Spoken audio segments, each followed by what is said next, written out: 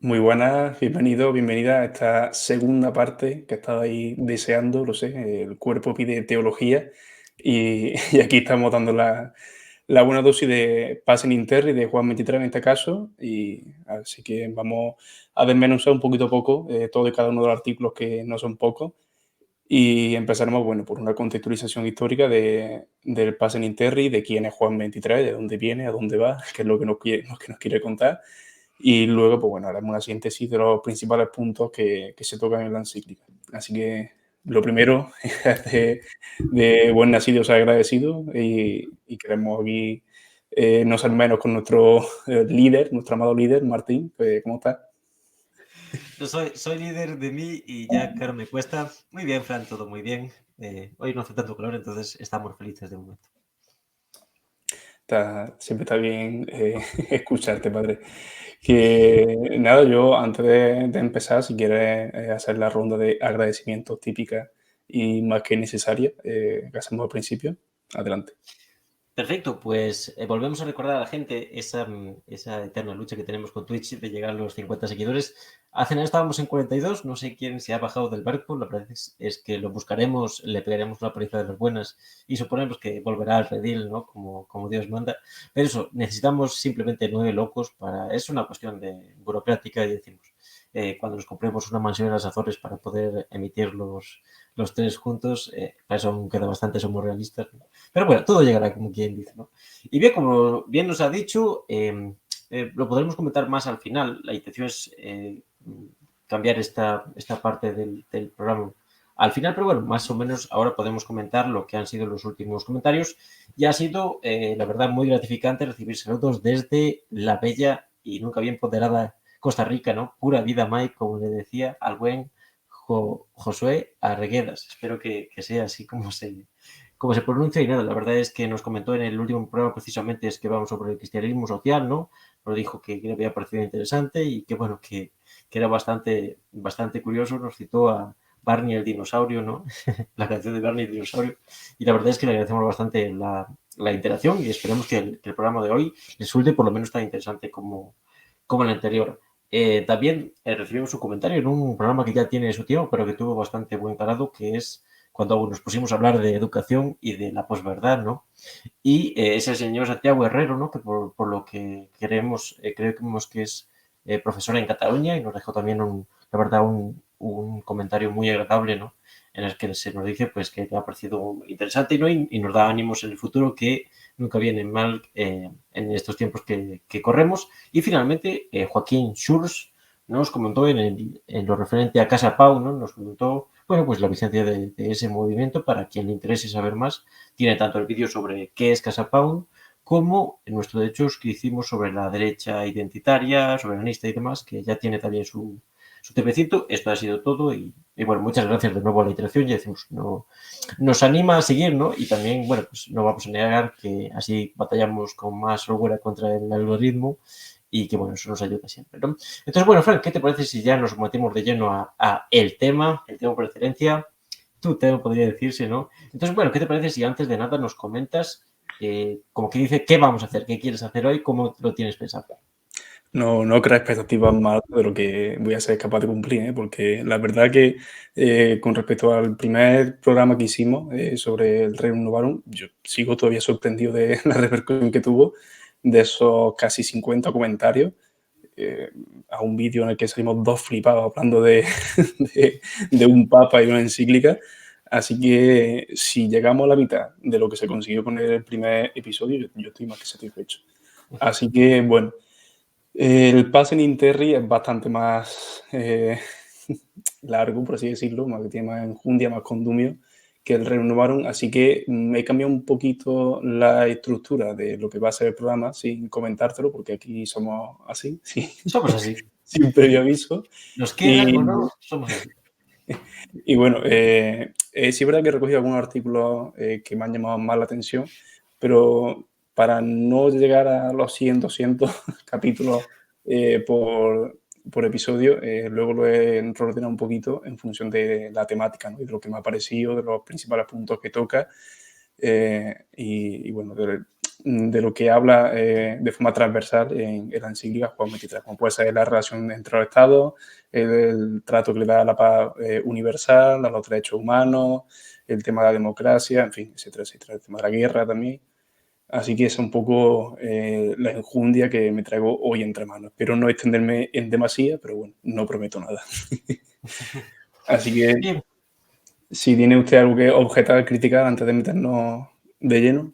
¿Y qué te parece entonces si hacemos como quien dice un pequeño contexto, un Mm, contexto al hilo de lo que fue ya el anterior programa, ¿no?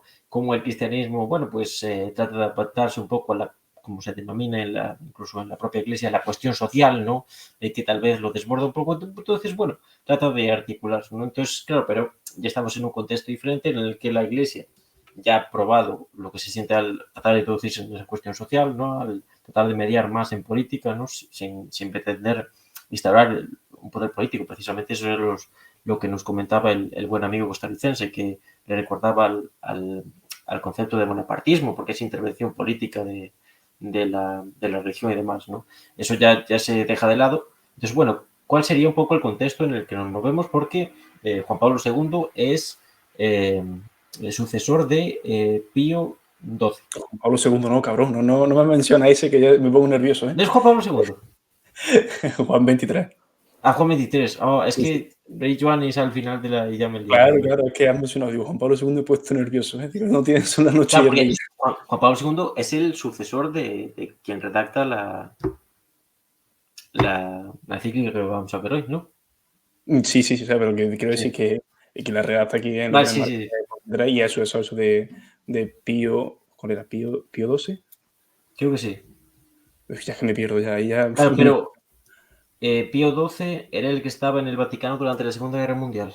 o Pablo VI, uf, no sé, ya me estoy liando, pero bueno, el que hoy nos atañe es Juan XXIII. Juan XXIII, Claro, has sí. mencionado a Juan Pablo II, que es todo lo contrario y que viene, Claro, digamos, claro, a sí, con sí, sí. por eso ya sí que lo tratamos Sí, sí, sí, sí. en otro vídeo porque da para eso. Y bueno, en referencia al tema del contexto que comentaba, esa era la primera parte que tenía aquí planteada, decir un poco quién es Juan XXIII, cuáles son sus orígenes, en fin, los estudios que tiene y los principales hitos o los principales acontecimientos dentro de su papado. Y bueno, luego ya si quieres metemos en un eje cronológico que tengo aquí apuntado para que nos hagamos un poco la Me idea gusta, me gusta. de que de cuáles son los, los procesos o acontecimientos históricos que rodean a este concilio.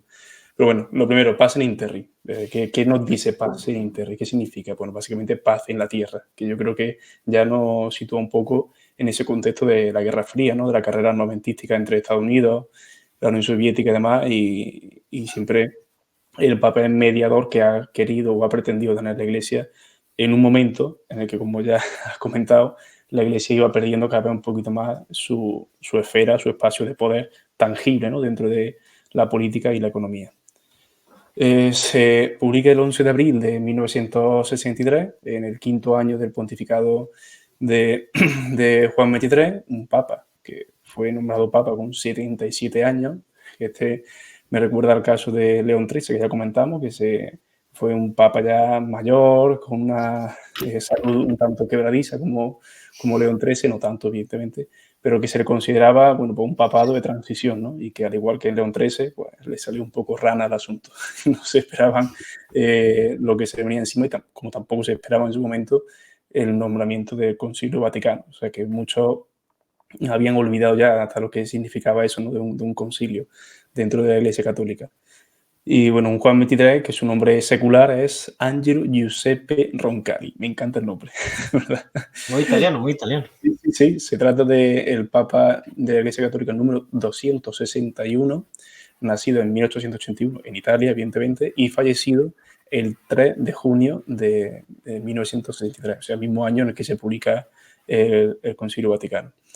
Y por supuesto está enterrado en la Basílica de San Pedro en el Vaticano. Bueno, hola a Virisoides, muy buena, mis queridos papistas. Eh, bueno, a Juan XXIII se le considera bueno, uno de los papas más queridos de la historia. por eso dentro del imaginario colectivo católico, por toda la reforma de la doctrina social de la Iglesia que llevó a cabo y también de la organización dentro de una estructura tan rígida o tan particular como puede ser la Iglesia católica. Su origen viene de una familia campesina profundamente católica y humilde, pero a la vez muy numerosa. O sea, a mí yo cuando busqué el número de hermanos que tenía me chocó, ¿no? Porque podría haber montado una última cena literalmente con su hermano, ¿no? Porque fue el Y con cuarto. suplentes y todo, ¿no? Claro, no, literalmente con suplente, porque era el cuarto de 14. O sea, ¿me explica? De verdad, no. Podía tener 3 o 4 Judas, que eso. Joder, macho, no me quiero ni imaginar. Y bueno, siguiendo con la punta, esto que tengo aquí al margen, que no quiero meter la pata como siempre, su estudio. Bueno, pues en 1892 ingresa en el seminario de Bérgamo, en el que recibe la tonsura a los 2 años, 2 años más tarde, y durante el año 1896 fue metido en la orden franciscana, que ya bueno, también pues, podemos ir haciéndonos una idea de la línea teológica que iba a seguir. Y ya en septiembre de 1900 pues, se traslada a Roma para seguir con su formación sacerdotal, ¿no? Y ya en 1903 pues, bueno, se doctoró en teología. Y a partir de este momento pues, vemos como Juan XXIII va a ir itinerando pues, bueno, por países como Turquía, como Grecia, en el que va a ser enviado del Vaticano y va a mediar entre las relaciones de la Iglesia Católica griega, turca, con la Santa Sede, ¿no? Y esto lo menciono porque más adelante pues, va a ser bastante importante a la hora de mediar también dentro de un lado y otro del telón de acero, que siempre se ha dicho que Juan XXIII, bueno, que jugó un papel particular dentro de la crisis de los misiles y demás, puesto que tenía buena relación con el bloque del este. Eso ya ni me meto, pero bueno, es algo a tener en consideración. Y bueno, aquí es algo que me llamó la atención, que quería recogerlo, y es que durante la Segunda Guerra Mundial ayudó al rescate de judíos en Hungría y en 1944 fue elegido diplomático de la Santa Sede en Francia. Entonces ya digamos que se va conformando como una persona importante dentro de la jerarquía eclesiástica católica. Y bueno, eso sería un poco un perfil biográfico de Juan XXIII y a continuación, bueno, he traído unos pequeños puntos de lo que supuso su breve papado, ¿no? El Concilio Vaticano es, digamos, el hito principal de Juan XXIII, en el cual, bueno, trató de modernizar la estructura, ¿no? Como he dicho, y la disciplina, sobre todo, de la Iglesia Católica. Pero no solo eso, o sea, no solo se centra en sus fieles, por así decirlo. Uno de sus principales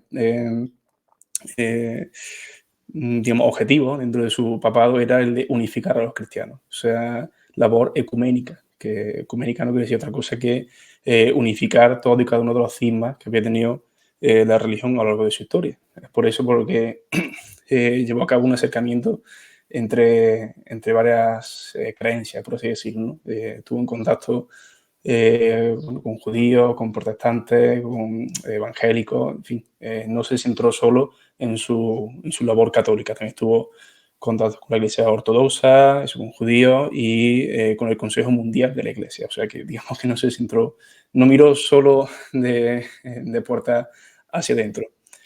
Así que ese, digamos, que serían sus principales hitos dentro de su papado.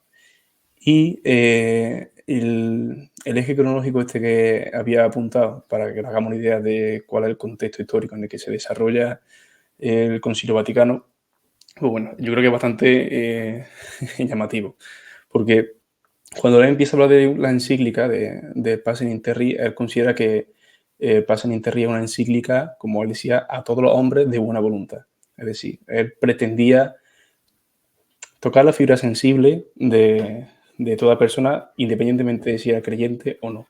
Porque cuando habla de paz, en un contexto como en el que nos encontramos, yo creo que a nadie, y Juan XXIII es lo que pensaba, no podía dejar indiferente a nadie. Entonces, como se puede ver a lo largo de toda la encíclica, trata de llevar a cabo un discurso transversal, sin centrarse única y exclusivamente en aspectos religiosos.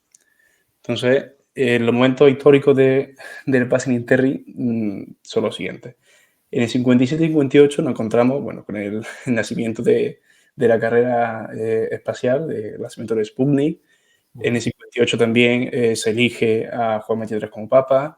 Ese mismo año, en la Universidad de Zaragoza, en un diálogo entre católicos, que había de jóvenes católicos, se pide por primera vez la necesidad de llevar a cabo un concilio, y 50 días más adelante el propio Juan XXIII es cuando convoca ese concilio, el 25 de enero del 59.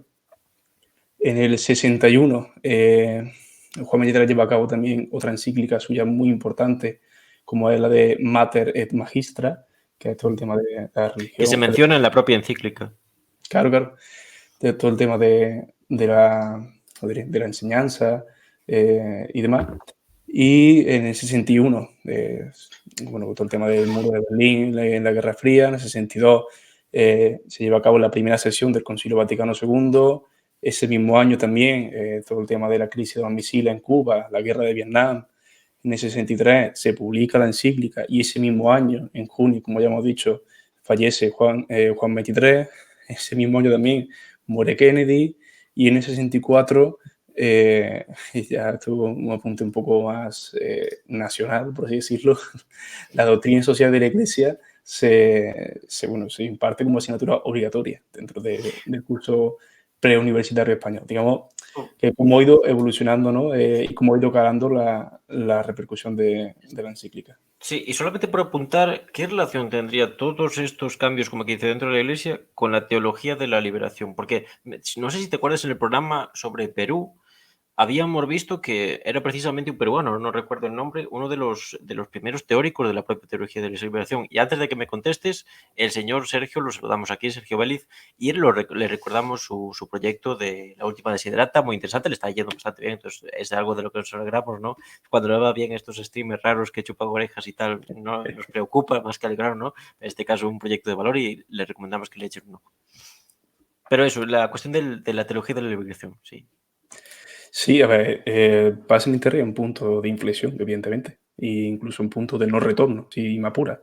Cuando una institución como el Vaticano, que tiene sus infinitas particularidades en cuanto a dogma o a doctrina, publica algo como el Passing in Terri, es un arma de doble filo.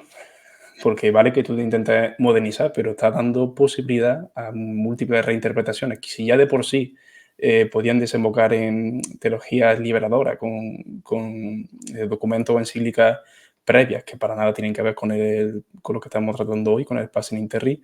Ahora con esto, pues mucho más, y con el Mater et Magistra también, que lo hemos mencionado. Mater et Magistra recoge, bueno, pues las nuevas formas, los nuevos sistemas de organización comunistas, que lo pone tal cual. Entonces, en ese espíritu renovador y de actualizarse, las nuevas formas de organización, de democracia, de representación en la sociedad contemporánea del momento, es que te puede dar pie a ese tipo de reinterpretaciones. Entonces, ¿tú lo Por eso que a establecerías partir de como ahora, el origen? dime. ¿Lo establecerías como el origen o como que dice la puerta que abre la posibilidad a la teología de la liberación? Yo sí lo pondría como eso, como un punto de no retorno. Y es este momento en el que, bueno, pues figura... A ver, el retorno es Juan Pablo II, nos guste o no, no. ¿no?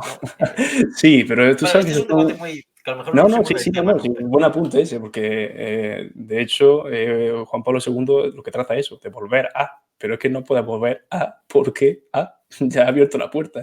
Y cuando abres la puerta, Lógica ahí, básica, señores. claro, no, fuera coña, es que ahí entra ya un cauce, un caudal muy potente de nuevas representaciones, de nuevas organizaciones, de nuevas ideologías y de nuevas realidades, como en el caso latinoamericano, en el que la religión ha tenido y tiene, y supondremos que tendrá un papel primordial en el día a día.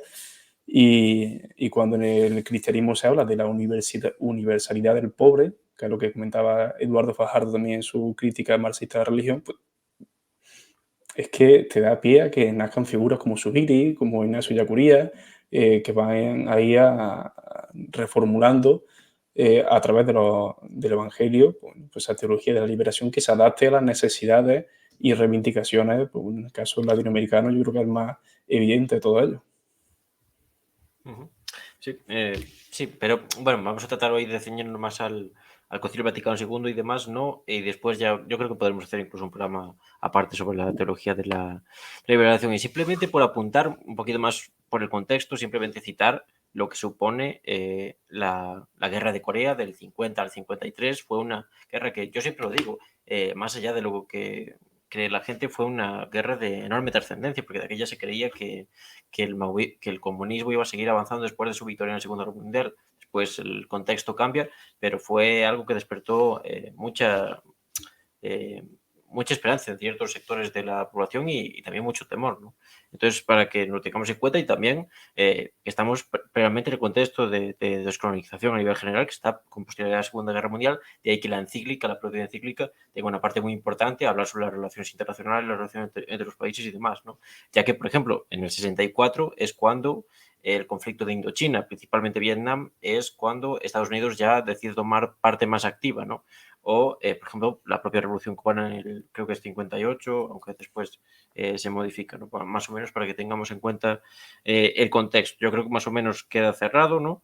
Y Mm. entonces, ¿qué te parece si ya vamos yendo, como quien dice, a la propia encíclica? Y también lo que habías comentado antes de la organización que tú decías comunista y todo eso, es precisamente la parte final de la encíclica, animo a la gente a leerla porque lo que recoge es eso, recoge una serie de normas que deben guiar la conducta y casi el activismo de los propios cristianos, ¿no? Se percibe de esa figura pasiva del cristiano o del creyente e incluso se les anima a la participación activa, que eso lo veremos después, pero simplemente preguntar. Bueno, pues nos metemos ya en materia después de Vamos este allá. breve repaso del contexto histórico. Y bueno, aquí lo que he comentado, ¿no? Al principio, si quieres, vamos comentando algunos de los artículos que más me han llamado la atención. Yo leo los artículos y tú, bueno, me dices lo que te parece después de la valoración que pueda hacer. Y luego ya, pues, conforme vayamos avanzando, pues vamos tocando más por bloques que por artículos, porque hay Sí, algunos perfecto. que se van repitiendo, que son, Sí, sí, ¿sabes? sí, sí. Sí, estoy de Entonces, acuerdo. bueno, el primero, yo creo que el del orden del universo, yo creo que no podía empezar por otra que no sea el primero. El primer ya artículo ya tiene su cosita, ¿no? Y dice lo siguiente: Ujú. la paz en la tierra, suprema aspiración de toda la humanidad a través de la historia, es indudable que no puede establecerse ni consolidarse si no se respeta fielmente el orden establecido por Dios. Ya, primer artículo, ese determinismo, ese providencialismo, ese deísmo, lo que queráis. Ya, las intenciones más que claras, ¿no? Ya, yo creo que después de esto, yo creo, mira, León XIII como que se escondía al principio, ¿no? Empezaba muy fuerte, no sé qué, pero luego ya Sí, de última te metía el determinismo, que es lo que hablamos, ¿no? Y Juan sí, sí. 23, al contrario de siempre venderse como el más progresista, entiéndase la palabra, dentro del papado, el primer artículo, pa, te mete ya el determinismo ahí sin que te des El cuenta, ¿no? machazo. Directamente. El buen Porque 1-2 cuando empiezas. es que de hecho, te han comentado. Es No sé. cuando, Hombre, como no, cuando no. dice que no soy nacionalsocialista, soy ordenado. Eso lo comentaremos después porque también tiene mucha relación. Es un comentario muy acertado, Sari. Dios mío. Bueno, pero es que algo que también me llama mucho la atención, que en este orden del universo, en el primer apartado de la encíclica, es la mención que hace al, al progreso científico, ¿no? Todo el tema de la carrera armamentística, de la carrera aeroespacial, y en el tercer artículo ya dice, pero el progreso científico y los adelantos técnicos, lo primero que demuestran es la grandeza infinita de Dios, creador del universo y del propio hombre. Dios hizo de la nada el universo y en él derramó los tesoros de su sabiduría y bondad. Esto me recuerda a mí a cuando Darwin elaboraba su teoría de la evolución de la especie humana, que el propio Darwin, por político mío, tenía sus dimes y diretas consigo mismo por sus creencias Ujú. O a la hora Kant de incluso. pensar, ¿no?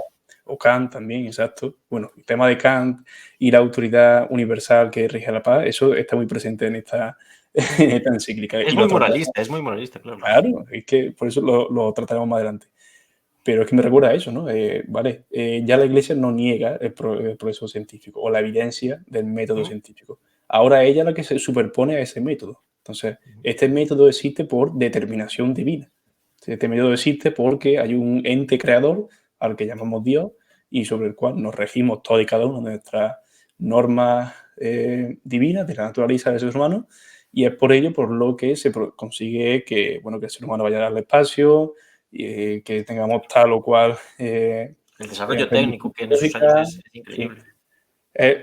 En este orden del universo ya te mete el orden establecido, inmutable de la realidad humana, por mucho que se esté cambiando, que se esté revolucionando tecnológicamente en el contexto en el que se lleva a cabo la encíclica. Entonces, es la forma en la que tiene la Iglesia, no voy a decir solamente Juan Mañedra en este caso, para justificar todo el revuelo tecnológico que está llevando el ser humano en este momento. Claro, precisamente es un poco como lo que ocurría en la encíclica que ya comentamos, la Rerum Novarum, que no se podía negar el conflicto capital-trabajo. En este caso no se puede negar la propia evolución de la ciencia. Entonces, ¿qué se hace? Lo que tú has dicho. La ciencia es un medio para admirar la obra de Dios, porque la obra de Dios es un mecanismo súper complejo que nunca conseguiremos conocer en Claro, realidad. es Entonces, perfecto. claro, entonces esas partes del mecanismo que no conocemos, o el fin último del mecanismo, que es la base del racionalismo después con Spinoza, ¿no? Entonces, claro, incluso habla en una parte de un desorden absoluto que rige entre individuos y pueblos, ¿no? Y también es muy gracioso porque esto también, después de la oleada cultural, sobre todo a partir del 68, todo lo que yo denomino estructuralismo se basa en una premisa básica que es la separación entre la ciencia natural y ciencia humana, ¿no? Entonces, claro, para mí es cómo ya empieza a calar todo ese pensamiento y se ve claramente en la parte inicial del incluso después se dice que la propia conciencia humana es un regalo de Dios y que los seres humanos tienen dignidad por la sangre de Jesús, ¿no? Que fue la sangre de Jesús lo que nos dotó de... es bastante curioso, ¿no? Entonces, en ese sentido, es como que intenta... Es una explicación muy simple, pero también no se mete mucho. León XIII desarrollaba más la cuestión de clases que Ya me jodería, Juan ¿eh? Ya me 23. jodería. Sí, porque también si no se echaba el cabrón 3 años ahí, ¿no? Pero claro, no te explica realmente cómo Dios interviene en ese mecanismo súper desarrollado que es la ciencia, sino que te Que eso, dice que está ahí. que eso es lo que pasa también al final de la encíclica, cuando trata el tema de las Naciones Unidas, que te dice que vale, que sí, que está ese ente, que ojalá que se desarrolle para que tenga las posibilidades materiales de poder intervenir en los conflictos entre naciones, entre estados, pero no te dice cómo. Pero es que me parece gracioso porque es que ni la propia ONU sabe hoy día cómo intervenir, ¿sabes? Cómo ser vinculante. Entonces, tampoco le echamos la culpa, ¿no? Claro, sí, sí, sí, sí. Sí, sí, sí, cierto. Pero bueno, mira, con respecto a todo el tema de la moral y del ser humano, pues si quieres pasemos ya al segundo apartadillo que Ujú. tiene esta primera intro de la encíclica, que es el orden de la humanidad, en su cuarto capítulo, en que dice lo siguiente. Resulta, sin embargo, sorprendente el contraste que con este orden maravilloso del universo ofrece el desorden que reina entre los individuos y entre los pueblos. Y aquí ya empezamos a meternos ya un poquito en vereda. Parece como si las relaciones que entre ellos existen no podrían regirse más que por la fuerza. Aquí Juan Mitre lo que está hablando, pues, de lo que hemos hablado antes, ¿no? De ese contexto de Guerra Fría, de carrera armamentística, todo el tema de los misiles cubanos, en fin, todo lo que ya hemos hablado y lo que todos conocemos. Entonces, claro, ya empieza a meterse en materia política, por decir, ya en su cuarto capítulo, de cuánto eran, ciento y pico o 200 que tiene, ya se mete en camisa de once varas. De hecho, más adelante, si no me falla la memoria, dice que hay que diferenciar entre el error y los que yerran. O sea, una cosa es el error moral, o Sí, en la digamos, parte final, la relación con los no creyentes. claro. Dice eso, que una cosa es como quien dice que ellos, pobrecitos, no conozcan a Dios porque les ha hablado un rojo en la escuela, les ha hablado mal de ello, y otra cosa es que ellos militen activamente en el ateísmo, ¿no? Y quieran matar a Dios, como quien dice, ¿no? Es curioso, eso también me llamó mucho la atención. Claro, es que ahí estamos hablando eso de, pues, de estructuras fijas, de estructuras de comportamiento, dinámica o actitud de comportamiento fijas que están creadas, que es por todos conocidas, que son las leyes divinas de la naturaleza del ser humano. Y si alguien obra mal, no es porque esas leyes estén mal, sino porque ha sido mal interpretado, ha sido guiado o desaconsejado, Y bueno, el error está en la persona y no en las leyes que rigen su, en teoría, comportamiento natural. Que Entonces, también en cierta medida es lo que lo diferencia del protestantismo porque es el libre albedrío y la predestinación. Es decir, no existe la predestinación. Tú puedes echar tu vida eso, borracho y siendo un ateo de mierda, pero después si te arrepientes en última instancia, a lo mejor pues eso te desgrava en la renta y puedes ir al cielo, ¿no? Nunca se sabe. Yo creo que por ahí van los tiros y es una cuestión también bastante curiosa. es que el tema de libre albedrío ya está en el siguiente punto. Ya, mira, vamos a ir cogiendo carrilla porque si no aquí nos Vale, metemos sí, sí, perfecto. en el siguiente apartado, en el de la ordenación de las relaciones civiles y en el subapartado de la persona, sujeto de derechos y deberes. En el noveno artículo habla de libre albedrío y dice lo siguiente. En toda convivencia humana, bien ordenada y provechosa, hay que establecer como fundamento el principio de que todo hombre es persona. Esto es, naturaleza dotada de inteligencia y de libre albedrío, y que por tanto el hombre tiene por sí mismo derechos y deberes, que dimanan inmediatamente y al mismo tiempo de su propia naturaleza. Aquí determinismo a hierro, ya, ahí, dotando al ser humano. Estos derechos y deberes son por ello universales e inviolables y no pueden renunciarse por ningún concepto. Que bueno, que esto no es nada nuevo de Juan 23, esto ya lo dijo Pío XII en un mensaje navideño, ¿no? Radiofónico en 1942, si no me falla la memoria, que lo consulté el otro día. Entonces, debemos tener en cuenta también el contexto en el que se escribe esta encíclica, ¿no? Otra vez de la Guerra Fría, pero es que se trata exactamente de eso, ¿no? Es una encíclica que busca en todo momento pues, la paz, ¿no? Y la buena convivencia entre iguales, sean creyentes o no, pero siempre buscando ese bien común universal, ¿no? Que más adelante trataremos dentro de las instituciones públicas de las que habla Juan 23. Y también es algo que se repite en relación a la anterior encíclica de la Rerum Novarum de León XIII, es el pacifismo, ¿no? Es la relación de todos somos seres humanos, y ahí entra lo que ya comentamos de cómo funciona en todo eso el símbolo del corazón de Jesús, ¿no? Todos somos descendientes de Jesús, precisamente la sangre de Jesús es la que nos otorga dignidad, entonces no podemos matarnos unos a otros, ¿no? Pero claro, eso te sirve para cuando el conflicto ya está hecho, como que dice, echarle agua por encima y que se enfríe, pero no te sirve para que no se produzca ese conflicto. Es el principal, es ese carácter ingenuo muchas veces que tú ya has comentado. Y precisamente esto, la cuestión del pacifismo y la mediación en las guerras es algo que tiene mucha trayectoria. La mayoría que cuando hacen referencia a la historia medieval y dicen que en el medievo eran súper religiosos porque en las navidades paraban las guerras, en plan, era porque de que ellos no habían los medios técnicos para superar las condiciones climáticas de un invierno en Europa, ¿no? Entonces también, vale, sí, tenía ese componente religioso, pero había algo, unas condiciones climáticas que eran insuperables porque el desarrollo técnico no podía, ¿no? Entonces, yo creo que es importante tenerlo en cuenta. Es que me ha hecho gracia lo de parar la guerra en Navidad. El Papa ahí, todos quietos, aquí, Quieto para como tú cuando te peleas con tu hermano y aparece tu madre con la zapatilla y el ordenan los dos, mítico porque vuelve eso a es lo casa por peor. Navidad, ¿no? Eso es mitiquísimo. Claro, claro. Ay, mío. Pues mira, volviendo también a todo este tema bueno, que ya han sido tratados previamente y a todo el tema también de la asistencia del individuo dentro de una sociedad, en el apartado del derecho del hombre, en el capítulo 11, Juan 23, bueno, pues lo trata directamente, ¿no? Pero ya veremos que no es algo radical, por así decirlo, ni nada rompedor, porque ya lo habían tratado otra gente antes. Dice el alimento, el vestido, la vivienda, el descanso, la asistencia médica y finalmente los servicios indispensables que a cada uno debe prestar el Estado. Vale, yo lo cogí un poquito entre medias, si es que era muy largo el apartado. Sí, sí, sí. De lo cual se sigue que el hombre posee también el derecho a la seguridad personal en caso de enfermedad, invalidez, viudedad, vejez, paro y, por último, cualquier otra eventualidad que le prive, sin culpa suya, de los medios necesarios para su sustento. Que esto tampoco es nada nuevo, que esto ya lo dijo Pío XI en 1937 y Pío XII en 1941.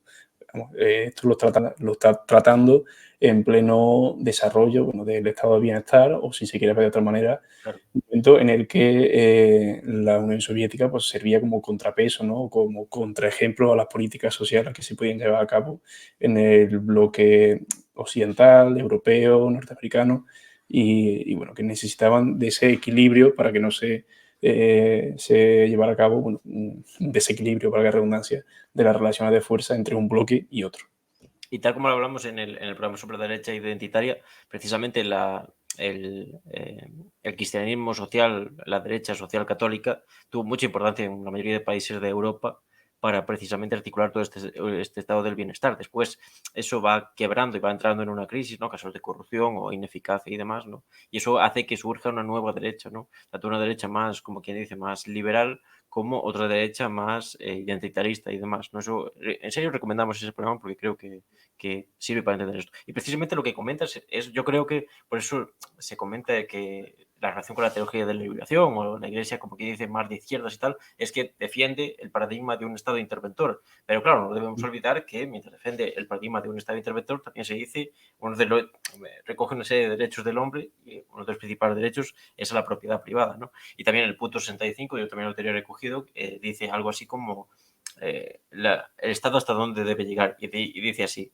manténgase siempre a salvo el principio de que la intervención de las autoridades públicas en el campo económico, por dilatada profunda que sea, no solo no debe coartar la libre iniciativa de los particulares, sino que por el contrario ha de garantizar la expansión de esta libre iniciativa, salvaguardando, sin embargo, incólume los derechos esenciales de las personas humanas, ¿no? Es decir, Es que es bonito. intervengan en autonomía, no jodan a los grandes capitalistas porque se enfadan y los dejan de financiar, pero aún así mantengan esos derechos mínimos de, como tú has comentado, paro, asistencia social y demás, ¿no? Es bastante contradictorio, pero bueno.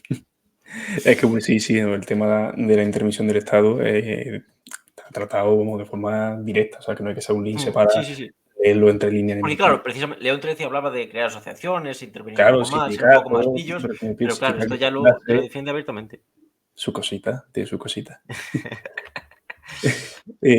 Bueno, con respecto al tema también del Estado y del papel que tiene en tanto en cuanto a la cultura, en el 13º capítulo trata eso de forma directa, ¿no? Del derecho del individuo, de la persona, al acceso de la cultura. Y en este caso dice lo siguiente. También un derecho natural del hombre el acceso a los bienes de la cultura. Por ello, es igualmente necesario que reciba una instrucción fundamental común y una formación técnica o profesional de acuerdo con el progreso de la cultura en su propio país.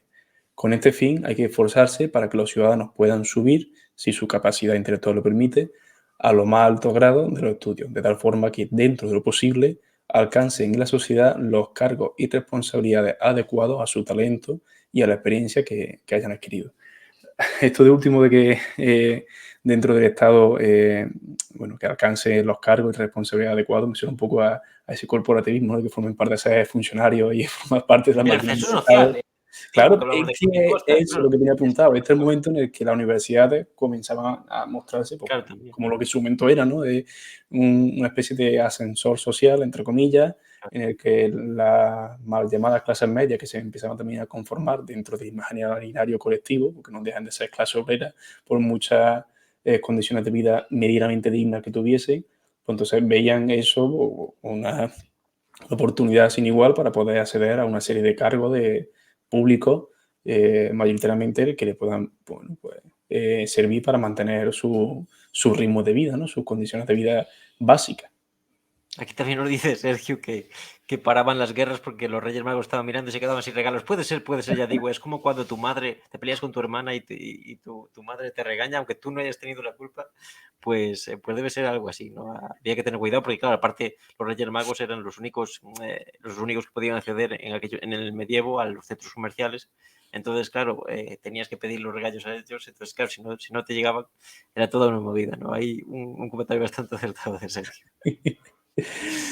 Ay. Pues mira, si quieres terminamos este pequeño bloque antes de pasar al de los Ujú. derechos económicos, que tengo recogido los dos últimos artículos, el 15 y 16, los leo, los comentamos rápidamente y pasamos ya al último de los derechos económicos y a partir de ese yo ya tengo puesto pues, bueno, los bloques transversales de las relaciones de los estados y demás. Ok. Con respecto al 15º artículo, dice lo siguiente. Además, tienen los hombres pleno derecho a elegir el estado de vida que prefieran y, por consiguiente, a fundar una familia, como Dios manda, en cuya creación el varón y la mujer tengan iguales derechos y deberes, o seguir la vocación del sacerdocio de su vida, de la vida religiosa. Y en relación con el artículo siguiente, digamos que es bastante esclarecedor porque dice, Por lo que toca a la familia, la cual se funda en matrimonio libremente contraído, uno es indisoluble, lo pondría hasta en mayúsculas eso, es necesario considerarla como una semilla primera y natural de la sociedad humana. Bueno, yo aquí añadiría más que semilla primera y natural de la sociedad humana, lo pondría pues como unidad de consumo básica dentro del sistema de mercado en el que se encuentra. Pero vamos, Es algo en común a León XIII, la cuestión de de la la familia, claro. impresión. Pero es que me ha hecho gracia, que entiéndase. Lo de indisoluble, claro, evidentemente, ¿qué va a decir? Era Santa Iglesia, ¿no? Pero bueno, pero bueno. Sí, sigue, continúa con el siguiente, sí, vamos también frizando un poco. Sí, yo ya nos metemos en el derecho económico, que tan solo he recogido el 19º, y a partir de ahí, pues nos metemos en lo de las relaciones entre los estados bueno, una especie de síntesis que he hecho entre los ejes fundamentales del Passing Interri, que tengo, ¿cuántos son? 1, 2, 3, 5 puntos básicos Vale, para tratarlo, que ya lo tratamos todo de forma perfecto. genérica, porque si no nos dan aquí las Sí, uvas. sí, sí. Vale. Bueno, con respecto a los derechos económicos, el 19º artículo para mí ha sido el que lo recoge o el que lo trata de mejor manera y lo resume todo un poco, ¿no? Y dice lo siguiente: pero con estos derechos económicos está ciertamente unido el de exigir tales condiciones de trabajo que no debiliten la energía del cuerpo, esto me ha llamado bastante la atención, ni comprometan la integridad moral, ni dañen el normal desarrollo de la juventud. Ahí otra vez un poquito con el trabajo infantil, siempre de vuelta con lo mismo en la iglesia. Por lo que se refiere, por lo que se refiere a la mujer, hay que darle la posibilidad de trabajar en condiciones adecuadas a la exigencia y los deberes, ojito, de esposa y madre. Claro, lo de repartir las tareas domésticas a Jesucristo no le gustaría Porque mucho, es que, entonces claro, mejor que aquí te está den hablando, menos horas y así. es que aquí está hablando de condiciones laborales dignas, pero evidentemente desde la perspectiva de unos roles de género pues, bastante marcados, ¿no? Entonces, Sí. es como un boomerang, ¿no? Que lo tira, pero al final te acaba por viento y te da en la cara, ¿sabes? Lo intenta, en plan, que quiere quedar bien, pero le cuesta, le cuesta. Yo creo que si el párrafo se hubiese cortado hasta lo de juventud, bueno, y tampoco lo de juventud, ¿eh? Porque, hostia. Pero bueno, no sé. No sé. Sí, pero Y es bastante. Es que lo dice él ya solo, no creo que haya mucho más que comentar porque es muy representativo ese artículo. bueno, ya lo siguiente que tenía todo el tema ese de las relaciones entre los estados, ¿no? Que he tocado 6 puntos principales antes de pasar ya a la síntesis, ¿no? Que, bueno, que en verdad lo hemos ido hablando ya un poco, ¿no? Que dentro de esa relación entre estados, por lo que Juan 23 o la encíclica Pacem in Terris prima, es ese orden, el orden moral entre las relaciones de un estado y otro, ¿no? Que a pesar de que son relaciones internacionales, son relaciones de interdependencia, ¿no? Que de forma paralela debe regir también las relaciones entre las personas a nivel individual, ¿no?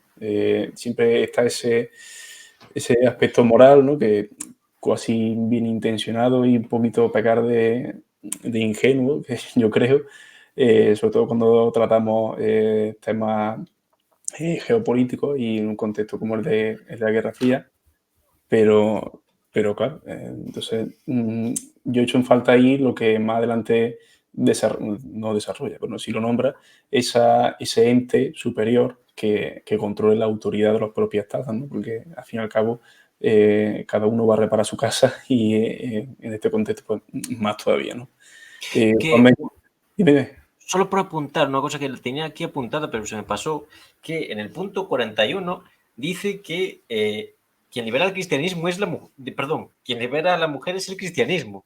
No sé exactamente cómo está, y eso es muy curioso porque incluso tiene Ajá, mucha vigencia actualmente porque en las últimas elecciones francesas, Marine Le Pen habló llamando al derecho a que ellos defendían realmente los derechos de los homosexuales y de las mujeres, porque la sociedad la concepción de la sociedad islámica atentaba contra ellos. Entonces, que ellos claro. eran el último. Entonces, era el Ah, punto sí, aquí 40. está. O sea, tiene, sí, en el apartado de la presencia de la mujer en la vida pública. Dice, en segundo lugar, es un hecho evidente la presencia de la mujer en la vida pública. Este fenómeno se registra con mayor rapidez en los pueblos que profesan la fe cristiana y con más lentitud, pero siempre en gran escala, en países de tradición y civilizaciones distintas. ¿Qué hijo puta el Juan 23? Sí, sí, viene, la mujer ha adquirido una conciencia cada día más clara de su propia dignidad humana.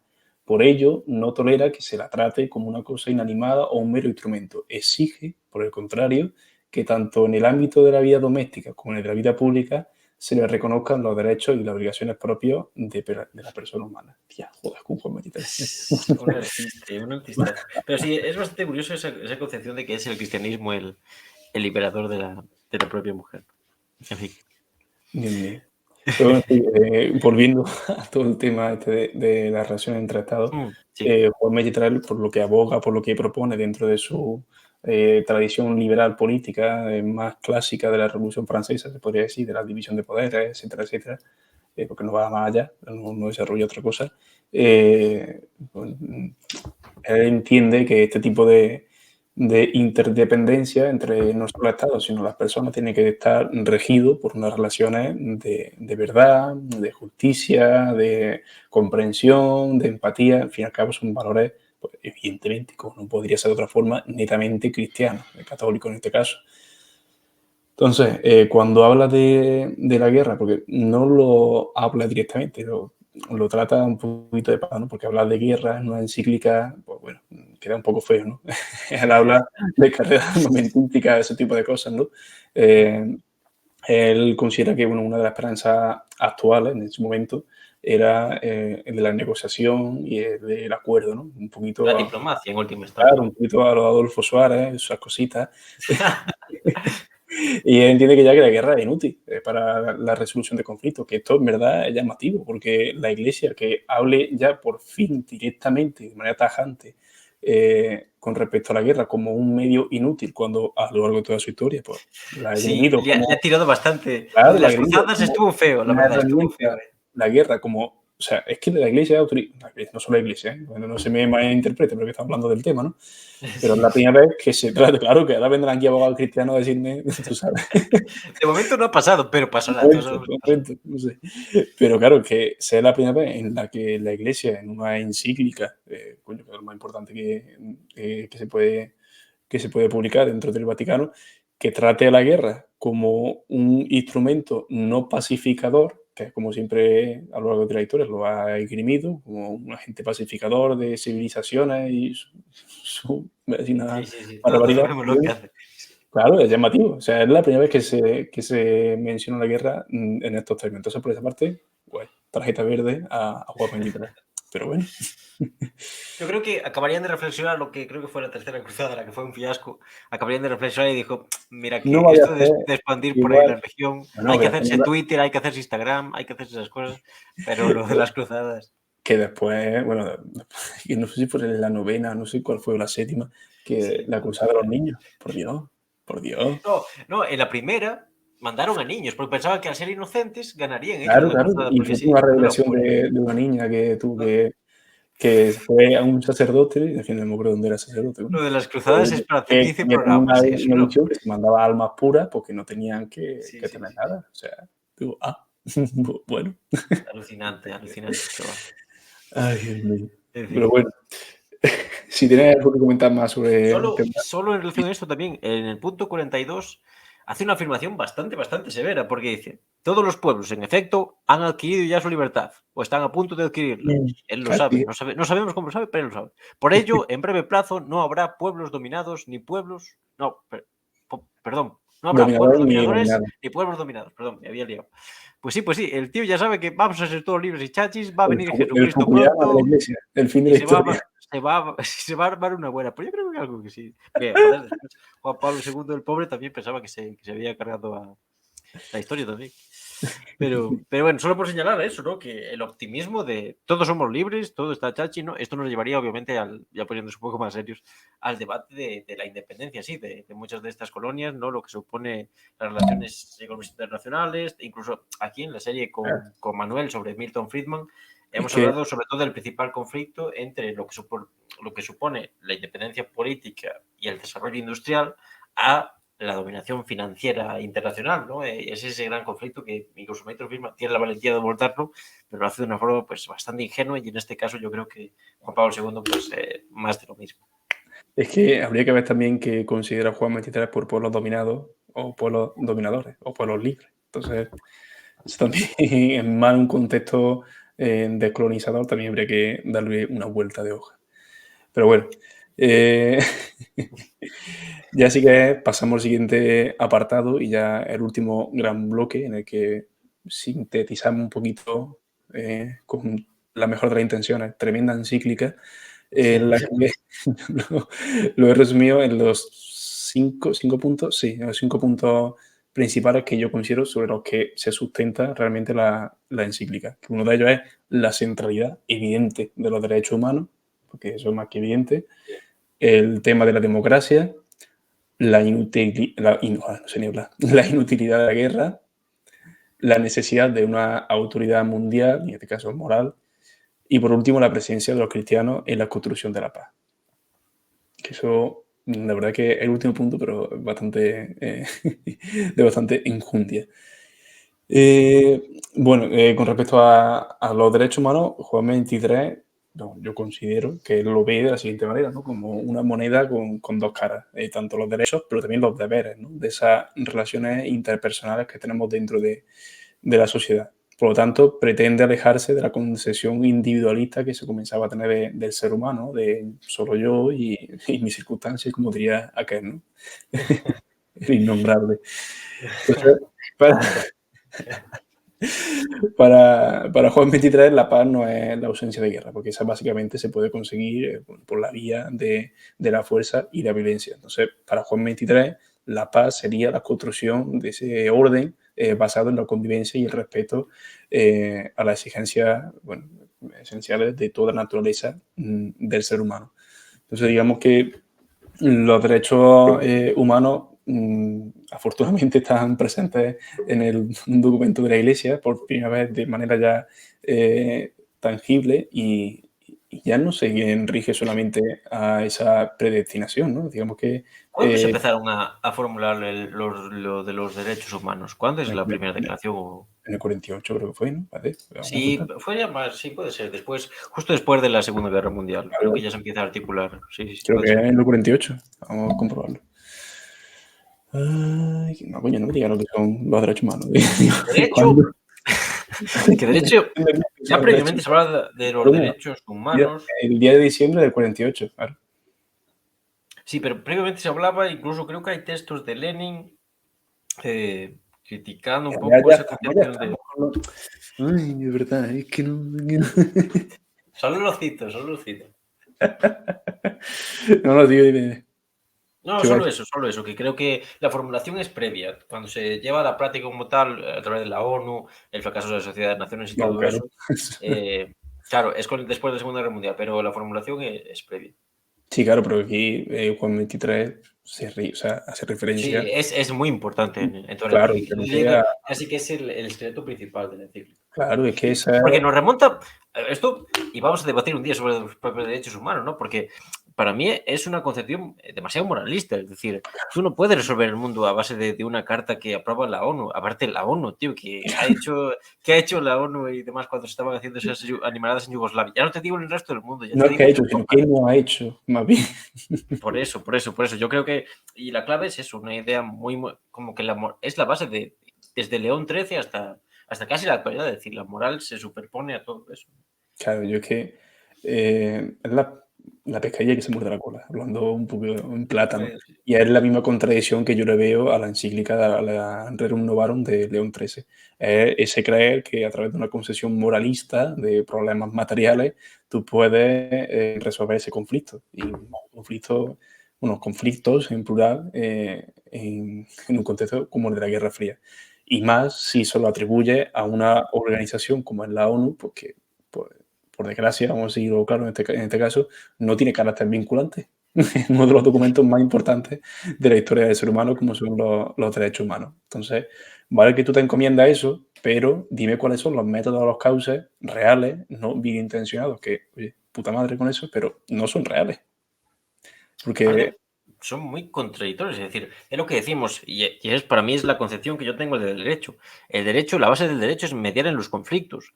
Yo creo que conflictos claves y fundamentales del siglo XX y XXI lo que se debería hacer es poner parámetros para que no se produzcan, no mediar en ellos. La mediación siempre va a ser ineficaz. El propio conflicto de Yugoslavia, por remitirnos a algo concreto, A nos ver lo por demuestra, Yugoslavia. ¿no? Sí, me ha dado por ahí, me he levantado de ser evacuado. Pero yo creo que es el principal problema que tenemos con...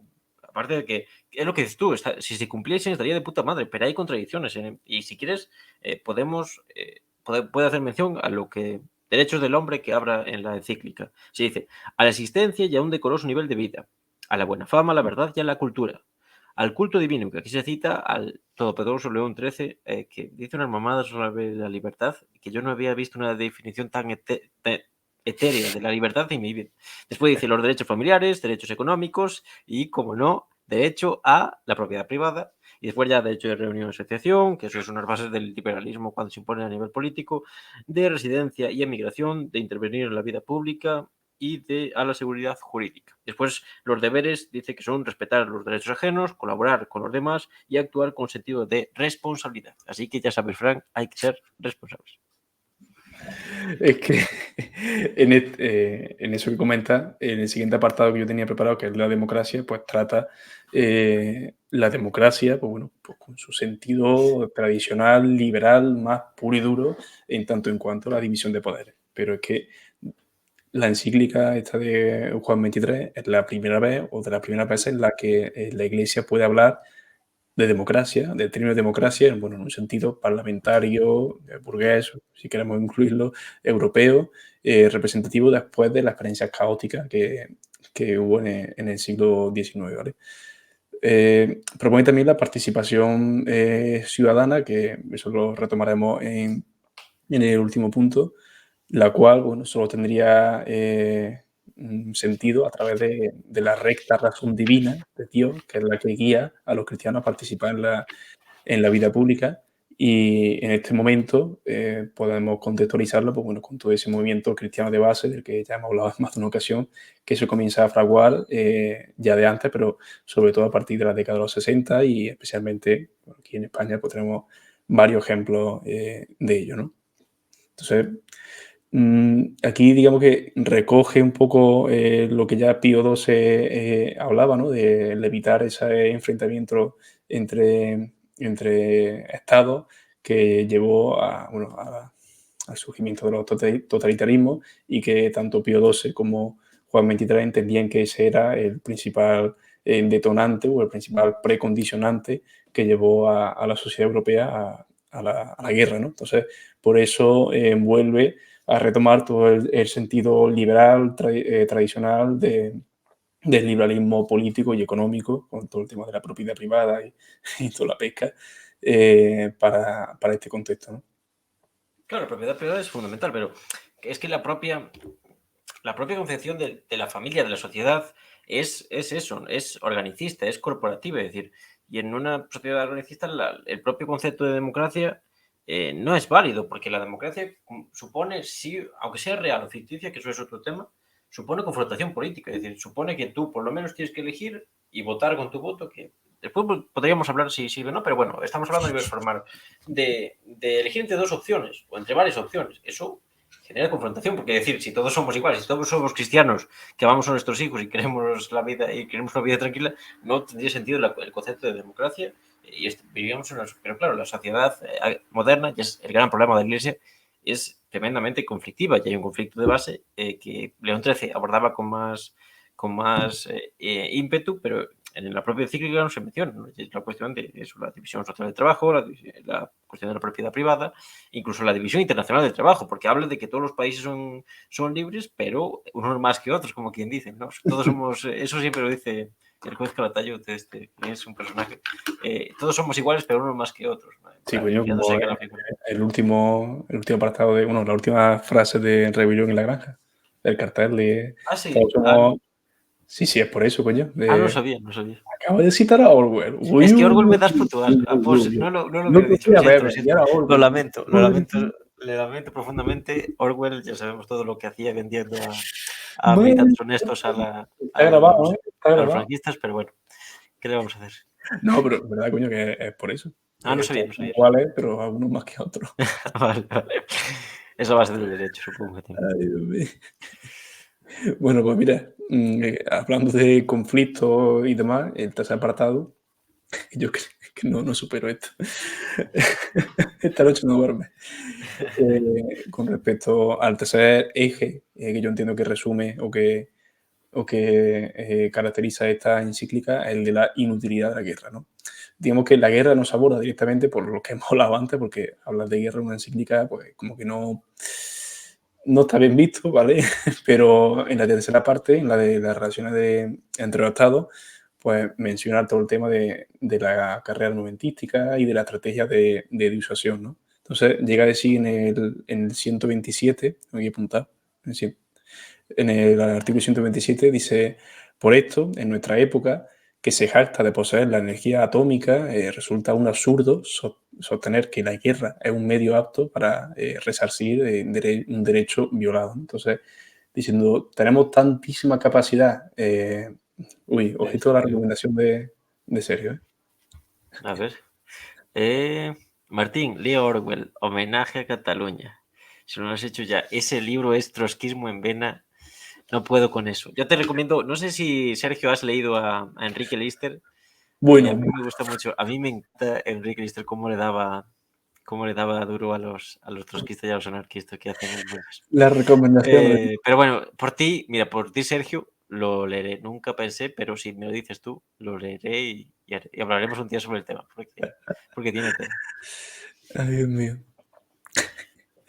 Bueno, es que me despistáis con estas cosas, de verdad. Viene aquí uno aquí a hacer su trabajo serio y Disculpe, señor Fran, disculpe. le despista con paridas trotskistas y demás. Ay, pero bueno, que eso, lo que dice en este artículo 127 es eso, ¿no? Que con toda la cantidad de medios de progreso, perdonado, hombre, padre, piensa, está perdonado. Eh, Marcha en paz. Que con toda esta cantidad de medios, de revoluciones tecnológicas, armamentísticas y demás que se está llevando a cabo, resulta contradictorio para Juan 23 que con todo ese arsenal que se posee, porque siga siendo la guerra el principal medio de relación, ¿no? entre dos estados con conflictos enfrentados, distintos, pero que la única vía posible sea la guerra, ¿no? Entonces, por eso, como trata a continuación, no, mentira, no es la encíclica, creo que es una carta que él encontraba por la página esta del Vaticano, que tiene todas las publicaciones.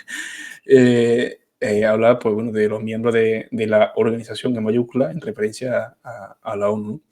Que tiene aquí, sí, eso, que tenía apuntado eso, que rompe con la tradición de la llamada guerra cruzada justa, ¿no?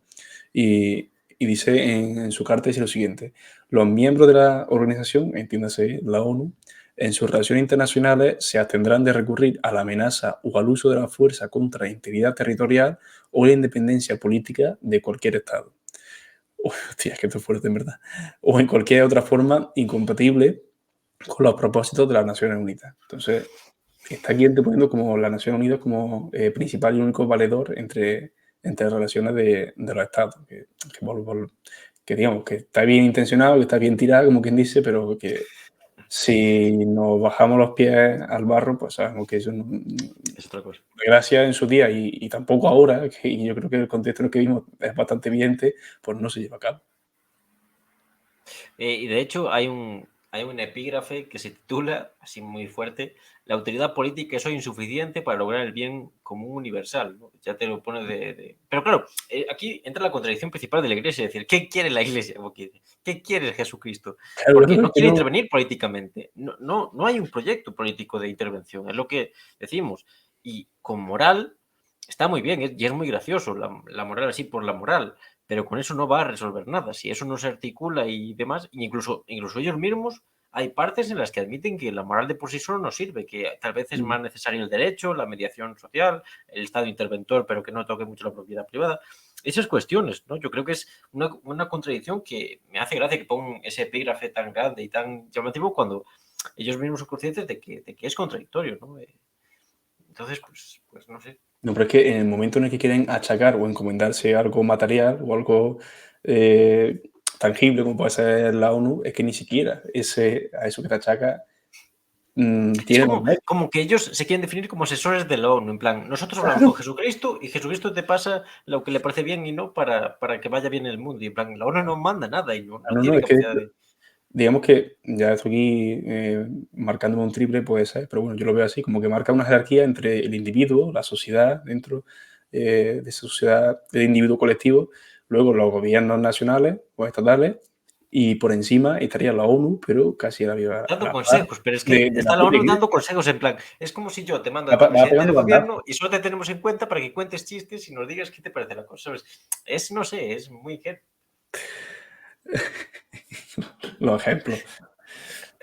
No, pero sí, sí, que es que hay un momento que a mí me confunde, la verdad, porque yo no sé Sí, si sí, está sí, sí, es poniendo a la como, ONU como principal y única valedora claro. de las relaciones, que ya no solo estatales, sino personales, o la propia Iglesia quiere mantener ese papel que siempre ha tenido de salvaguarda de la moral y de todas y cada una de las acciones cotidianas del ser humano. Entonces, no me queda claro tampoco, ¿eh? Es, Pero como tanto uno como otro, pues no tienen los medios tangibles, ni proponen nada real, ni una hoja de ruta, ni un procedimiento real, claro. se queda un poco ahí y nunca mejor dicho, utilizando una jerga eclesiástica en el limbo, ¿no? Pero bueno, No, porque este te vende a mente complaciente por cómo se desarrolla el mundo occidental. En plan, la independencia política de las colonias está de puta madre. Que en Europa haya un Estado de Derecho que medie las relaciones laborales y tenga un poco de eso, de intervención social, está de puta madre.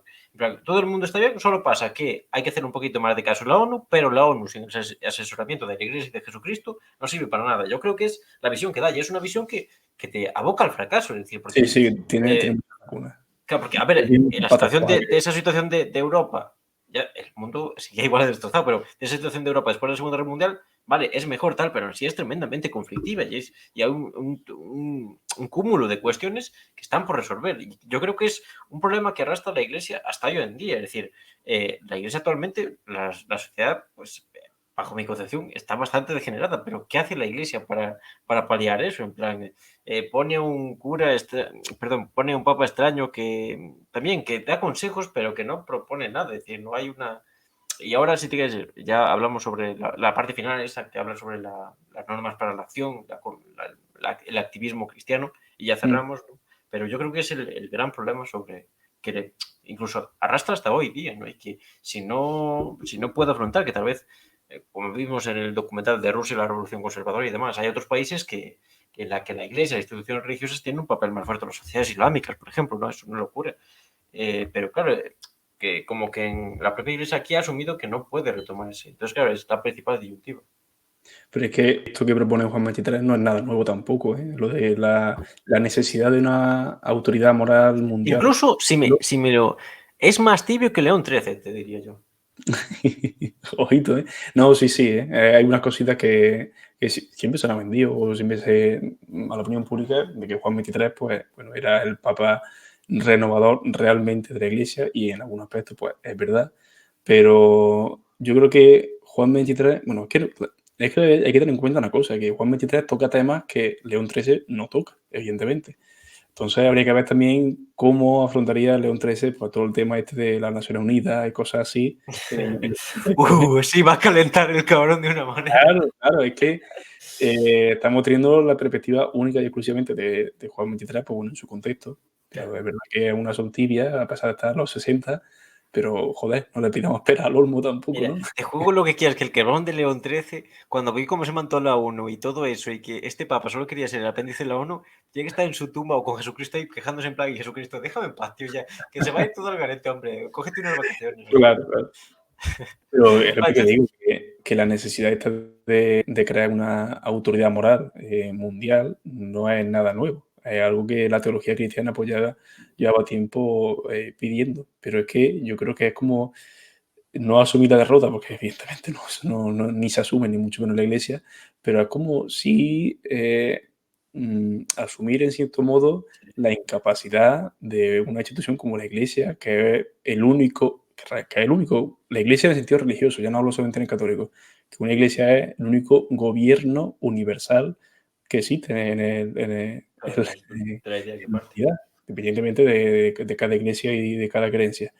Pero si una institución con esa característica tan particular que comentamos asume que necesita la ayuda de una autoridad moral, pues joder, igual es que no es tan omnipresente ni O si se omnipotente. relega a ser una autoridad moral subsidiaria de un órgano internacional Claro, que no sirve para nada, como quien dice. claro, claro. Es lo que El caso decimos, es que solo está da pidiendo consejos, ¿no? ayuda a algo que de por sí pide ayuda a quien tiende a ayudar, Sí, que en este caso son los gobiernos. Porque es que Juan 23 entiende que los problemas de su contemporaneidad son de tal envergadura que los gobiernos nacionales no pueden atajarlo, ¿vale? Pero entonces tú propones la creación o hacerle casito a la, a la falta ONU, a una recibimiento. organización mundial, porque tú, como gobierno universal, eres incapaz de abordarlo, mucho menos el gobierno nacional, pero esa organización a la que tú acudes tampoco lo es. Entonces, ¿qué solución me está vendiendo? Ninguna realmente. Sí, sí, realmente, y incluso León XIII yo tenía ese problema de pedía más asociaciones, más tal, aunque era más propositivo. Yo creo que aún así León XIII era más propositivo. Pero, entonces, qué te parece si ya para ir cerrando pasamos a esas normas para la acción temporal del cristianismo? ¿Qué serían las siguientes? Presencia activa en todos los campos, coherencia entre la fe y la conducta, dinamismo creciente en la acción temporal, distinguir entre filosofía y corrientes históricas. Esto es importante, cabrón. No se dejen engañar por falsos filósofos ni demás, ¿no? Jesucristo era el puto amo. También otro concepto muy importante, evolución, nunca revolución. Llamamiento a una teoría gloriosa y necesaria, precisamente ese activismo y demás, ¿no? Y siempre, obviamente, es necesario orar por la paz y porque este podcast llegue lejos también, ¿no? Eso siempre, eso Entonces, siempre. coméntanos entonces qué te parece esto y ya vamos. Sí, yo aquí para resumir, porque esto realmente sí queda para un programa, solamente este apartado, Sí, pero sí. solamente tocar un par de aspectos. El principal de ellos, yo creo que aquí Juan 23 lo que está pidiendo es casi una colaboración forzosa a sus fieles en todos No, aquellos siempre. movimientos sociales que se están llevando a cabo. Si lo queremos llevar a lo más cotidiano y a la base pura y dura, los movimientos vecinales que tenemos a pie de calle, a pesar de que esos movimientos ni tengan por qué comulgar con su postulado, sus creencias, pero ni tan siquiera porque tengan que ser religiosos. Simplemente porque, bueno, se trata de una sociedad moderna que no acepta ya la autoridad eclesiástica per se, por el hecho de serlo. Entonces, ha perdido esos espacios de poder, esos espacios de influencia, de esos márgenes de acción que la Iglesia tenía antes, en fin, con sus infinitas particularidades y a lo largo del tiempo, pero ahora ya lo ha perdido. Ya no tiene ese poder real la Iglesia en los espacios estos de organización, donde se toman las decisiones, ¿no? Entonces tiene que volver a ganarse todos esos espacios. Entonces, es por eso por lo que yo creo, entiendo que Juan 23 aboga por esa presencia de los cristianos en la construcción por la paz, que es lo que él llama. Claro, entonces es como romper la pasividad porque el proyecto que quería imponer, antes lo podía imponer desde arriba, porque tenían Claro. esa capacidad. Actualmente, desde arriba no pueden. No es porque no tengan, porque eso también es un mito de que la iglesia ha perdido influencia y tal, pero porque no tienen la base abajo para poder llevarlo a cabo. Y entonces, claro, es como reactivar la base para volver a estar arriba, como quien dice, ¿no? Ujú. Es como un equipo que baja a segunda y quiere otra vez volver a la élite a base de entrenar fuerte y de tener a jugadores más trabajadores a lo mejor que talentosos, ¿no? El Betis, el Entonces, Betis. incluso si lo ponemos más a largo plazo, se puede decir casi que es volver un poco a la idea original del propio cristianismo y al activismo de casi de remontarnos a las catacumbas, en cuestión del Sí, sacrificio, ritmo tal. Pero van primitivo, a ¿no? llover, hemos hecho 20.000 cosas como berracos. Lo de las cruzadas no se lo van a olvidar nadie porque hay libros de historia y no los podemos quemar todos. Entonces, tenemos que ponernos la casaca y fajarnos y eso, ¿no? Y no dejar que esto nos influya y volver a remontarlo todo desde abajo. Es bastante curioso y claro, después a la práctica, y eso también nos lo remonta a lo que hablaremos otro día, que es la teología de la liberación, precisamente como esa idea de volver al cristianismo primitivo, esa figura religiosa de Dios tal, pero como siempre sin renunciar a la propiedad privada. Y ahora sí, ya para cerrar, te voy a plantear una cuestión que va a ser, que la trataremos en un momento, porque si no nos vamos Ya me de estás tal, y dando es, mi pregunta sin yo prepararme las cosas, para dejarme aquí en pues ridículo. eso es la magia de este podcast. Y es la cuestión de los curas obreros, Frank. Porque ¿Cómo? es, la- es, Ah, la- vale, vale, sí, es sí. el ejemplo que tenemos aquí en España de todo esto, intento de tal, y es los curas obreros. Entonces, te planteo, ¿tú crees que realmente el fenómeno de los curas obreros surge desde abajo como un intento de transformación eh, real y total, como que dice ahí, de hondo calado, o es realmente una maniobra, especialmente en el contexto español, para limpiar la fachada de todo lo que supuso el apoyo de la Iglesia al franquismo y todo lo que supone la Iglesia socialmente en España, de tratar de limpiarlo, ya decimos, como el de las cruzadas a nivel general, los locos de las cruzadas. Y eso, ¿cuál crees que tal vez es tu interpretación del fenómeno? Yo, honestamente, y voy a hablar ya no solo del panorama estatal, voy a hablar del panorama andaluz, porque es que más conozco. No voy a ponerme a hablar aquí de un cura obrero de Cantabria, porque no me sé su Bueno, sí, condiciones. creo que es un fenómeno que se concentra más en el sur, creo. Claro, claro, por eso te Las digo. propias condiciones. En el caso aquí andaluz, pues, todo el tema de la campiña y todo eso, a partir de los 50, con el éxodo rural y la actualización del campo, pues no hace tanta falta la cantidad de mano de obra que había y tienen que emigrar a la urbe, buscar a otras profesiones y demás, ¿no? Entonces, en ese éxodo, pues muchos curas obreros llegan a barrios periféricos de las ciudades, ¿no? Pero bueno, eso aparte, yo no creo que haya una conjura judeo-masónica, por así decirlo, por parte de la Iglesia, que, sabedora de que había perdido esos espacios de poder, reconecte con esa base del clero para darle voz a estos curas obreros. Simplemente, y viendo el contexto en el que nos estábamos moviendo, esta ola de curas obreros pues, surge sobre todo, no solo, pero sí sobre todo a partir de la década de los 60, gracias pues, a lo que estamos tratando, a esta, a esta encíclica y al desencanto que esa base clerical, o esa base que los sacerdotes tenían bueno, con el búnker pues, eclesiástico dentro de la iglesia, ¿no? Para con el régimen, en el caso español, ¿vale? Entonces, yo, a ver, no es por creer la bien intención de la gente, ni mucho Claro, menos, sí, sí, sí, sí. pero tengamos en cuenta eso, no solo el contexto en el que se da esta encíclica, que tuvo muchísima, pero muchísima repercusión, y todo cura obrero al que tú te acerques y le hables, lo preguntes qué es lo que estaba haciendo en los 60 o los 70, pues te va a aludir a esta encíclica, o si no a la encíclica a Juan 23, porque no, seamos honestos, no todos los curas se van a leer la encíclica de pe a pa y van a tener unos estudios teológicos del carajo, porque, o porque no quieren, o porque no o pueden, o porque no tienen tiempo, por lo que sea.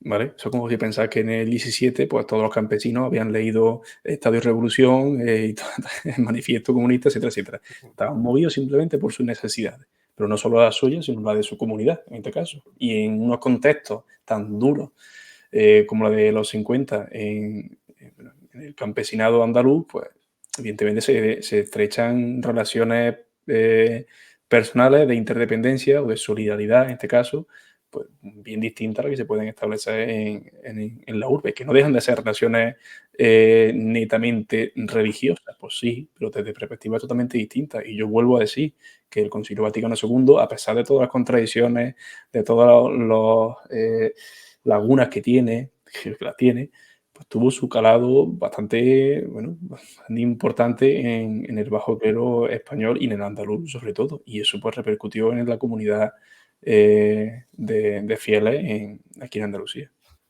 Pero precisamente eso que has comentado de que los campesinos cuando se rebelaban no leían nada y demás, me lo dijo una buena amiga que se lo habían dicho a un profesor en Santiago y le pareció una tremenda estupidez, creo que incluso a nivel metodológico no es sobre nada, pero simplemente eh, en este sentido, ¿cómo crees o cómo resuelves la contradicción de que esos curas queriendo cambiar las cosas y sabiendo, sobre todo siendo conscientes de que las cosas estaban mal, básicamente porque era evidente, era bastante evidente, lo sé, lo es hoy en día, imagínate en aquellos años, ¿cómo podían seguir confiando en la misma institución como que dice que había provocado todo eso? A mí Mm. eso es lo que yo no consigo resolver. Es que eso también tiene su parte de mito, ¿eh? Porque tú, es que no me gusta particularizar en estos casos porque al final caeríamos bueno, en un ciclo infinito, ¿no? En un bucle que no saldría de ello. Pero no todos los curas tienen esa creencia o esa fe ciega, ¿no? Como he dicho en la institución, en la iglesia. Tú te acercas y le preguntas si... Pero ellos militaban desde la institución. No A mí es siempre. lo que me choca. No siempre, Martín, porque digamos que esta gente o este colectivo, por así llamarlo, eran conscientes no solo de las limitaciones que tenían, sino de los márgenes de acción que tenían. Ellos se contentaban principalmente pues, con que dentro de su comunidad o de su iglesia pues, se pudiese construir casas para fulanito que lo necesitaba. En el caso aquí donde yo vivo, pues se construyó la barriada entera de Villarrubia así, ¿no? Pues, por el cura Claro, sabiendo. claro.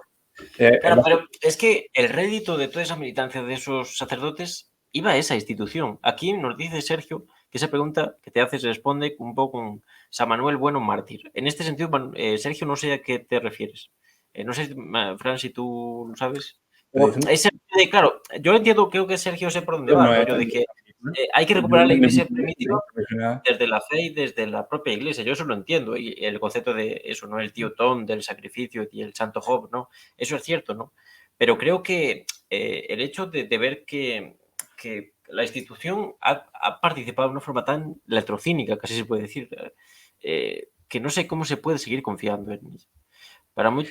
Nos dice Sergio, al final para muchos su arma para mejorar su comunidad es el simple servicio, no la institución. Sí, pero es eso es cierto. Pero, sin embargo, es como el PP en Galicia, sí. En Galicia yo añadiría el PP en Galicia. Pero, sin embargo, eh, lo que tú haces, eso lleva a una institución y lleva a una causa, porque todos estamos movidos por una institución y por una causa. Es decir, todos... entonces, claro, yo aquí, si hablo bien de X historiador y tal, eso se va a repercutir en Cruzado de Charco Podcast. Es decir, todo eso, es decir, yo no puedo trabajar en un partido fascista y querer socializar los medios de producción. Es decir, son contradicciones. Por eso, en ese sentido, yo esa contradicción sí que no la consigo. Entiendo lo que dice Sergio y lo que dices tú, Fran, de tú que has conocido ejemplos de gente que simplemente quería cambiar las cosas a mejor, ¿no? Pero si tú lo haces desde una determinada óptica, acabas beneficiando a la propia institución que genera que esas cosas estén mal. Pero Es es que un rollo. en los márgenes, yo sé lo que te refieres, pero en los márgenes de lo que se movía o se sigue moviendo esta gente, son tan reducidos que francamente no les preocupa eso. Es que no les preocupa. Y cuando la Pero son obra lo suficientemente conscientes sí, para sí, conocer claro lo que... claro que lo son, pero en el momento en el que su obra llega a su fin, o bueno, se culmina, o fallece la persona, o pasa, eh, o cambian de cura en este caso, al final siempre cuando se habla de ese logro, de esas cosas, siempre aluden no a la iglesia ni a la institución, aluden a, esto fue cuando fulanito, no sé qué, siempre aluden a la persona y se acuerdan por esa cercanía y no lo hacen pensando nunca en la institución. Pero era cura. La clave es que era cura ese hombre. Claro, claro. A ver, nunca hemos dicho, Dios me libre de defender a la iglesia, ¿eh? Pero, ¿sabes? Pero, pero, pero es que es así.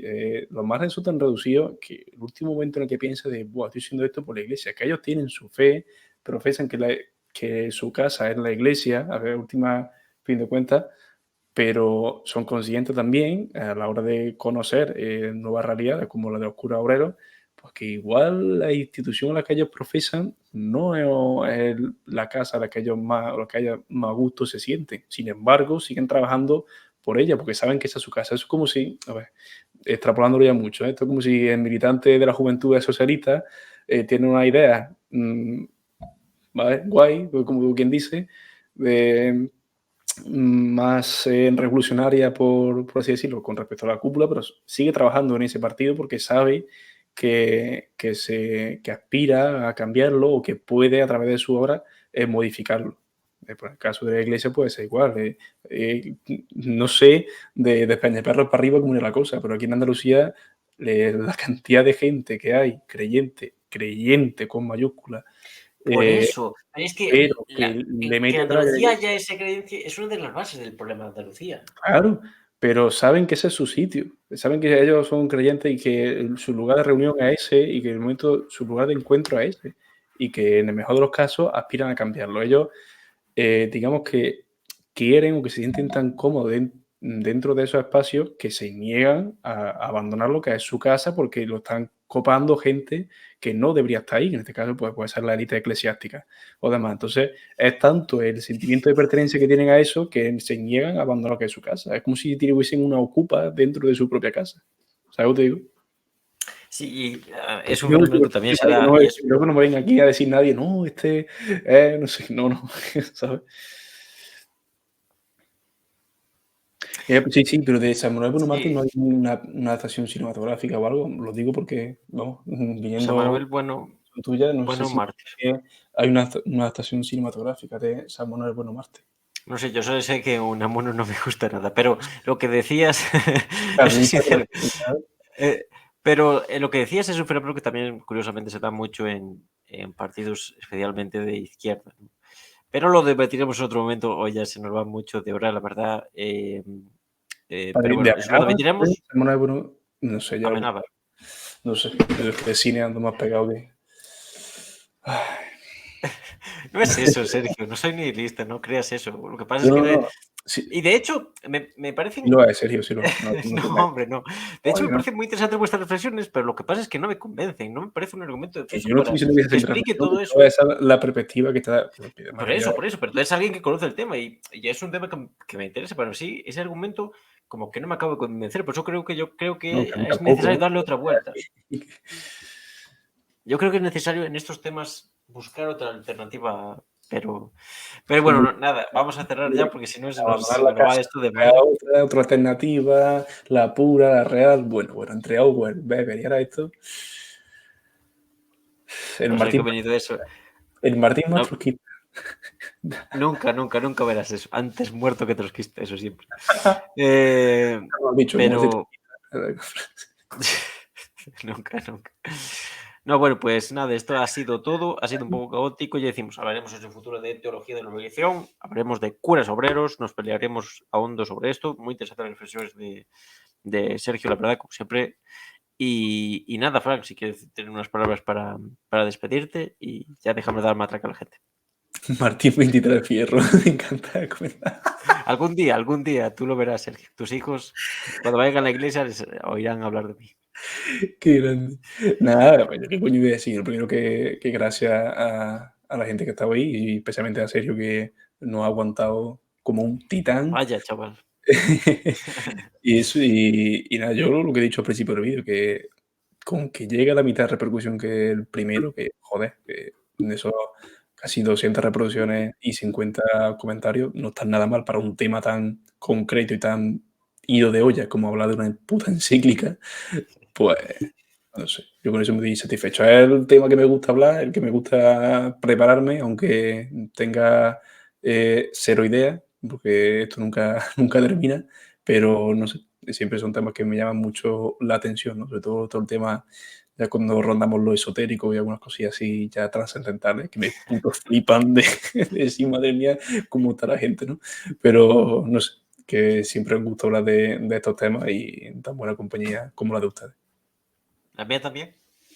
He dicho de ustedes en relación al chat, pero bueno, Ah, si tú vale, también te quieres genial, dar vale, por sí, lo sí. bello, pues, bueno, ya está. No te voy a hacer. Vale, perdón, fue una imprecisión mía. No me debía haber incluido.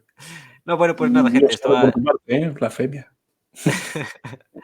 esto ha sido todo, la verdad, creo que puede resultar tan o más interesante como el primero. Y nada, ya decimos a ver si volvemos para la semana que viene o dentro de dos, ya veremos a ver cómo anda la cosa, a ver qué temas, a ver qué invitados, a lo mejor, nunca se sabe. Entonces, bueno, pues muchas gracias a todo el mundo y nos vemos, ya decimos, síganos en Twitch, en YouTube, en iVoox, dejen me gusta y quieran a su familia y sean felices, por favor. Venga, Nada, nos vemos. Chao, con chao. Dios.